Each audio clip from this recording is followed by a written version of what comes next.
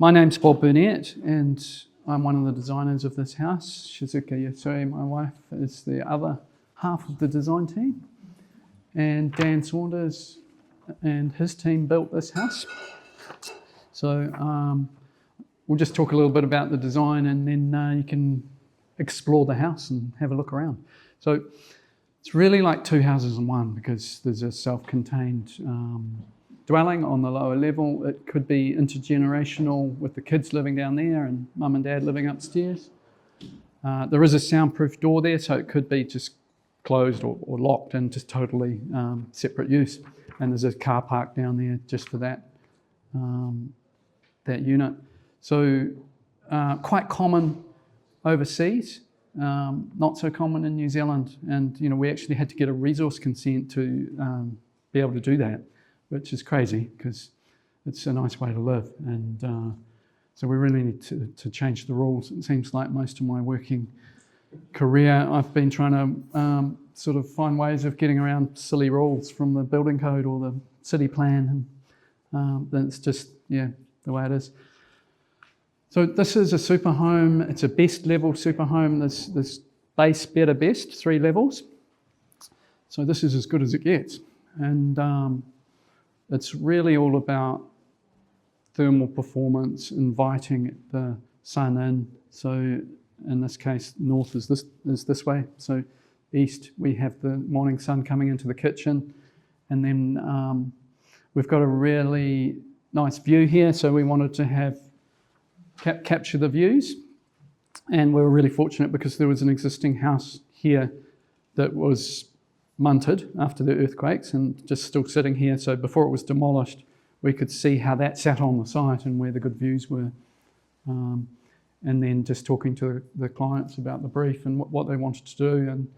And that sort of led to the layout. So we've got a really nice 2-metre overhang with this veranda. And then we've got these high-level windows. So we've got nice light and this nice volume into here. So the other spaces are just 2.5 ceilings, which is pretty standard. This space has the higher ceiling, and it's quite nice just from the point of view of just having that feeling of volume. Space always feels better if the ceiling's a little bit higher. And then, a key thing, like I mentioned, is having this overhang. So we've got protection from overheating. So we're not going to get too hot, and that wraps right around the west side. And in some rooms, in the master bedroom and a couple of rooms downstairs, bedroom and the media room, there's an external blind, which is a really cool new product from the window company. Kaufman Windows did the windows. They're imported from Poland. They're triple glazed. They're really high performance, and they're not much more expensive than the locally supplied double glazed windows. But I think it's a cool.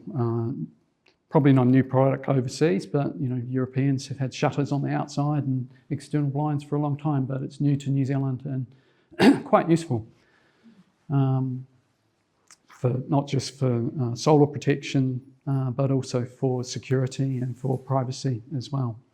And that's more the case in this house because this house is pretty good in terms of its thermal performance, and so it's more about the privacy aspect.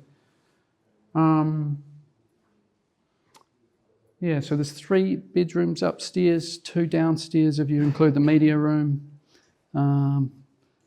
I really think of rooms as multi-use. So it's only a bedroom because it's got bedroom written on the plan, or it's got a bed in it. At the moment there's a bed in the room just beside the entrance here, but that's the office. It's just set up that way at the moment. Multifunctional spaces, I think, are the way to go. And it just means that you get more one use out of a room. You can perhaps have a slightly smaller footprint, and that's a really good starting point. So, this is a pretty swish house, but for most of our jobs, we start from the point of view of if you can make the planning more efficient and have a smaller footprint, you can achieve more within your budget. So sort of quality, not quantity. And I think when we talked to the owners of this project, they started from the point of view of we want to downsize. They were living next door. And we ended up doing a house that, in the end, was not much smaller than the house next door. But so this project here is going to be a demonstration project. It's New Zealand's first zero carbon superhome, so it's zero energy, zero carbon. It's quite a modest size home, so that's going to be our office, and that'll be available for people to visit and see what goes into making a zero carbon superhome. Yeah, so, and also zero energy.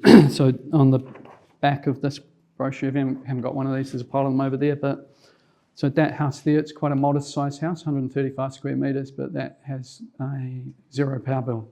It's only got it's got 18 solar panels, it doesn't have batteries, but because the house is so efficient and because of the size and shape of the house, it doesn't need batteries. Even with an electric vehicle, they have a credit for their power over the course of the year. So yeah, it's just about design and thinking about how the windows are orientated, as well as the specifications, whether it's double, triple glazing, that sort of thing. And a lot of the things that we do don't cost more. So a lot of people think, okay, it's really expensive to build anything, so they think it's too expensive to do a sustainable home or a high performance home. Sometimes it's not more expensive, sometimes it is. But yeah, some things like just having less thermal bridging in the walls, taking some of the timber out that's unnecessary. Dan does the eco panel, so he might talk about that. That should actually save you money because timber is more expensive than insulation. So this house has underfloor heating, and it has a concrete slab top and bottom which both have the underfloor heating. And I really sort of think of that as almost free heat, because you're taking the solar energy and using a really efficient heat pump to heat the hot water which is going through the floor. And there's also some active cooling in the space in the bedroom next door, just so you've got total control. But a really good house, even just passively on its own, shouldn't fluctuate more than 1 or 2 degrees. So this is a house called the Big Cottage. Dan built this one too, and that was on a previous superhome tour. So this house, because it's got the verandas and because it's well designed, it doesn't need any cooling because it's just naturally within that range of sort of 19 to 21 degrees. So Dan, would you like to talk about the build? Sure.